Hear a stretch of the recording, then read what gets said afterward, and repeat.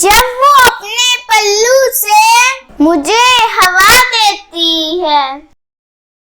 मैं अगर करूं अनजाने में कोई गलती, मेरी माँ उस पर भी मुस्कुरा देती है।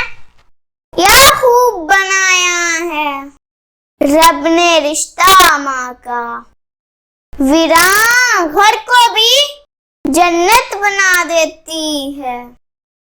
माँ के बाद मेरा कौन सहारा है, यही सोच मुझे रुला देती है। माँ के जो करीब होते हैं, दुश्मन भी उनके हबीब होते हैं। माँ के जो करीब होते हैं, दुश्मन भी उनके हबीब होते हैं। माँ जिनके पास होती है, वो लोग कहाँ गरीब होते हैं।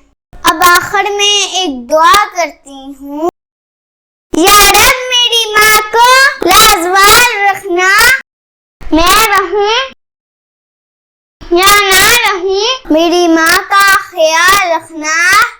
मेरी खुशियाँ भी ले लो, मेरी सांसें भी ले लो, मगर मेरी माँ गिर्द सदा खुशियों का जाल रखना।